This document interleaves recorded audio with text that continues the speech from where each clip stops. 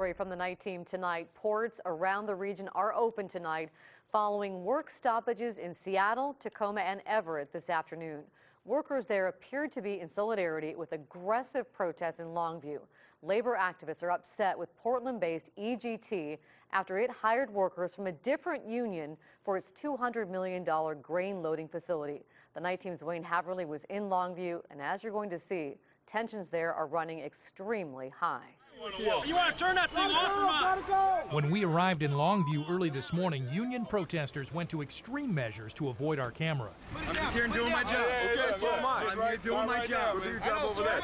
So are we, brother. Some of the workers leaving the EGT grain terminal got even worse treatment. Don't support your family, but support us too. Nobody said I was. You can hear a rock hit the man's truck.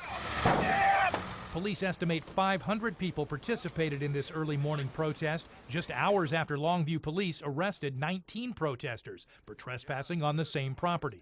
When we were starting to make arrests, there were some rocks thrown. A couple of our officers were actually sprayed with chemical mace. By the time officers arrived this morning, rail cars were damaged, grain was dumped, and security guards at the port had just been released after police say they were held hostage. For some reason, for at least probably around 2 hours, they didn't feel like they were free to leave.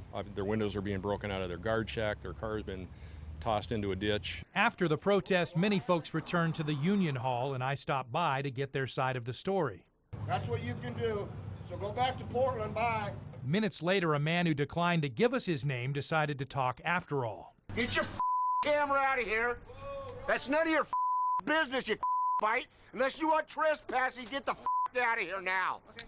Get out of here now! The International Longshoremen and Warehouse Union has been in a labor dispute with Portland-based EGT ever since they hired a different union to work at the grain loading facility.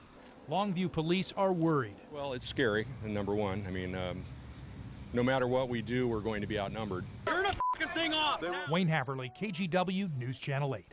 Today, a federal judge issued a ruling restricting the union's activity, but a similar ruling from last week was ignored.